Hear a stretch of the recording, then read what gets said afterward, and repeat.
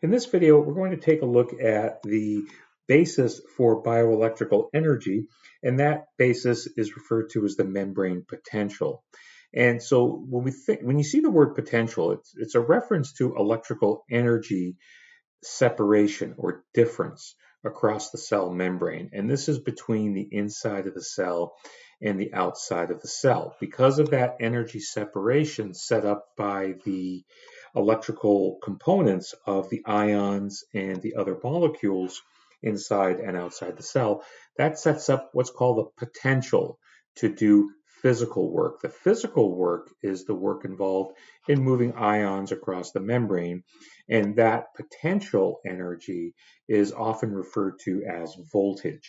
And so the term VM, V for voltage, subscript M for membrane, is often used to describe that membrane potential.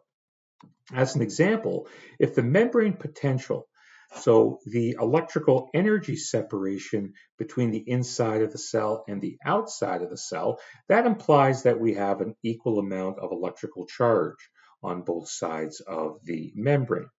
Now recall in a previous video, for a resting cell, the cell is typically at negative 60 millivolts inside the cell with respect to the outside of the cell, and we'll come back to that time and time again.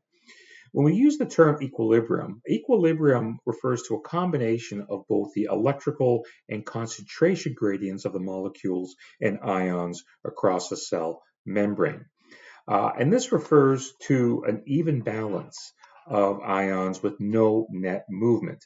Not necessarily, this does not imply an equal number of a particular ion inside and outside the cell, just that when we combine the concentration and electrical gradients, equilibrium is achieved when there is no net movement inside or outside the cell. And when we talk about electrical, we're going to be using terms equal and opposite.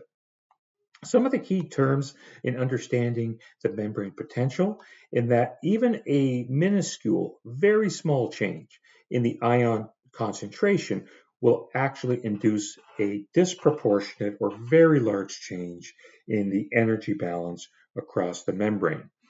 The differences in electrical charges between the inside and the outside of the cell are made up of molecules and ions that reside actually close to the membrane, and this is particularly true with the interior of the cell. And it's the active pumps, the enzymes, that are primarily responsible for the balance of those ions inside and outside the cell. And the one particular pump that we'll refer to in this unit is the sodium-potassium ATPase. The mechanisms involved in bioelectrical signaling include gated channels. Now, these are protein channels embedded in cell membranes that allow the movement of an ion from one side of the cell to the other side of the cell, but only under certain situations, and for that to happen, the protein must have what's called a gate. Facilitated transport refers to ions that move through those pores in these proteins. So when we talk about a gated channel, that in some situations the channel is open, in other situations the channel is closed. Therefore, the protein acts to facilitate the transport from one side of the cell to the other. As a result, these proteins are thought to contain what are called gates. So in reality, these proteins undergo a small change in the shape, and by doing so, that will expose the pore and allow an ion, depending upon the ion, to move into the cell, or another ion will leave the cell. And gates typically have two general states. The gate could be open or the gate could be closed, depending upon the physiological environment inside that cell. There are three basic types of ion channels. The first are called voltage-gated channel, and just as the term suggests, it's the electrical environment. The electrical charges inside the cell and outside the cell that will determine if this protein channel is open or it's closed. The second type is called ligand gated. And instead of an electrical environment opening or closing the gate through which an ion moves, it's some type of molecule that binds to the ion channel. And the molecule in question that we'll focus on in this unit is the neurotransmitter. So the neurotransmitter will bind to the actual channel, and in doing so will induce a change in the very small change in the shape of the channel, and that channel will open up a pore or it will close a pore depending upon that neurotransmitter. The third type are what are called mechanically gated channels, and these are so-called stretch receptors. And so by applying mechanical force, such as pressing an object against the skin, that mechanical pressure is sufficient for disturbing a sensory neuron, and that neuron will generate an electrical signal. Key to all of this is the sodium ion. And so what we see here is a Bohr-Rutherford model of the sodium atom. And the sodium atom has 11 protons and 11 neutrons. So this is element 11 dictated by the number of protons in the nucleus. And in an electrically balanced state, we see that the 11 positive charges in the proton are counterbalanced by what you see here, 11 electrons that are thought to exist within predefined energy orbitals or shells. Now, what's unique here with the sodium ion being element number 11, in the third level energy state, we see that there's only one lone electron. And with only one lone electron in this outer shell, that makes this particular electron prone for movement. And so with the other possible binding locations for electrons, there's not enough energy to hold this one electron in this orbit, and it has a tendency to leave. And so if this electron jumps out of its orbit, that will leave the sodium atom with still 11 protons, but now it's down to 10 electrons. It's still number 11, but it now has that electrical imbalance.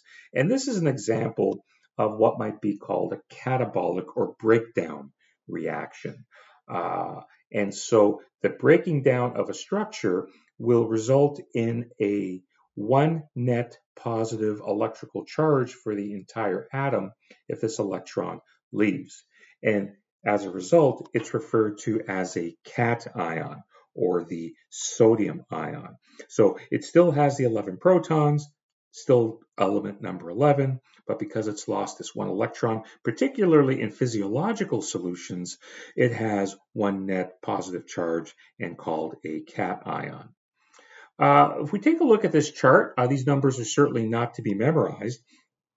But if we take a look at a skeletal muscle cell or skeletal muscle fiber in a resting state and examine the ion concentrations of some of the major players here, both outside the cell and inside the cell, examining the ratio, and by examining each ion in isolation, it sets up what's called a Nernst or equilibrium potential, and I'll explain that here in a moment.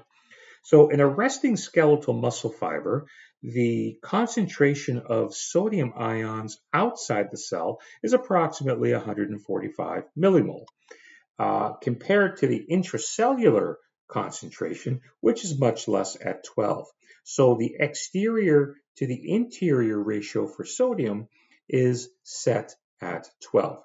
Now, in order to maintain this concentration, so lots of sodium outside the cell, much less inside the cell, remember this is sodium with a net positive charge, we would need an interior electrical charge of plus 67, it's positive, of a magnitude of millivolts inside the cell. So if we could set up an interior environment of the muscle cell that's positive 67, remember, positive charges repel, so this environment will repel a movement of sodium inside the cell and therefore maintain this particular cell with respect to sodium in an equilibrium or homeostatic state. Now, if we ignore sodium and just isolate only on potassium, we see in a resting state there's much more potassium inside the cell in terms of concentration, comparably with outside the cell. So the exterior, the outside to interior ratio is actually quite small.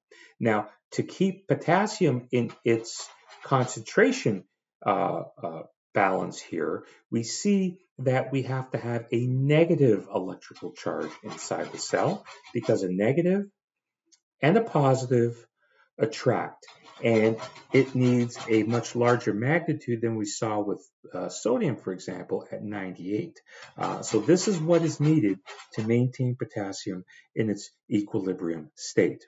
With respect to calcium, calcium is maintained in a much larger concentration outside the cell than in the cytoplasm. Note this is nanomole as opposed to millimole, with a much higher exterior to interior ratio of 15,000. So we need a charge inside the cell that's positive 129 to keep and repel calcium to be in larger concentrations outside the cell. In terms of chloride, we see that chloride is likewise is in a much higher concentration outside than it is inside, but to keep negatively charged chloride outside the cell, we need a negative charge to repel it to stay outside the cell. And so these are the calculated through experimentation, what are called Nernst or equilibrium potentials for individual ions.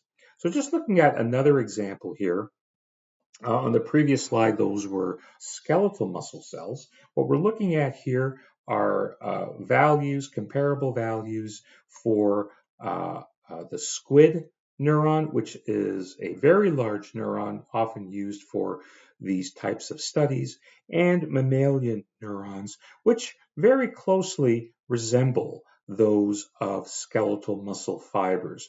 So it's important to note, for example, with the mammalian neuron, in terms of intracellular, always make note of the table and the heading on the table, and this is intracellular, extracellular, much more potassium, approximately 140. We saw a little bit of a different number on the previous slide, and so these are approximate values.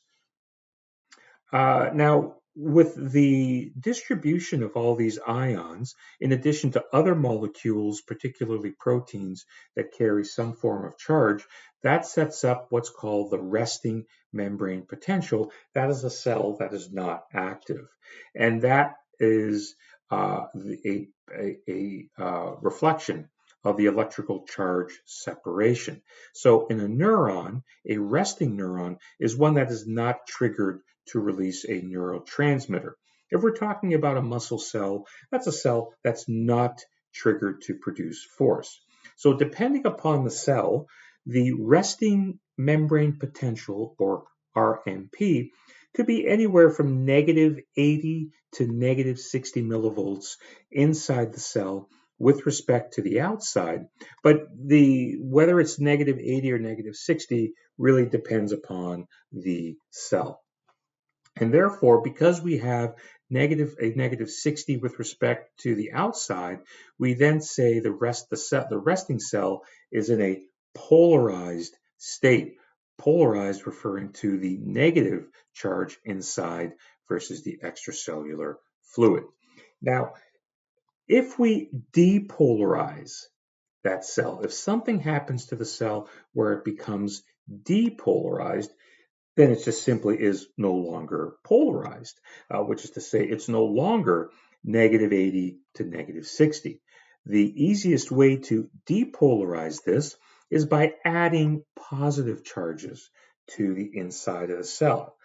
by adding sodium ions to the interior of the cell. As you add more and more of these positive charges, the -80 or -60 or somewhere in between start moving towards zero and possibly moving in the positive territory for the membrane potential of that cell. If we can depolarize a cell, then we can repolarize a cell. So repolarizing a cell is bringing that cell back to its polarized state. The polarized state is the -80 to -60 resting state. If we hyperpolarize the cell, we're taking a polarized cell or a cell that's been repolarized and making it even more polarized. And this will define the main electrical event of neurons called the action potential. And all of this, these events can take place through two types of biological signals, electrical signals or chemical signals. And that's something that we'll focus on here in the next number of videos. And so this video ends here by understanding the resting membrane potential.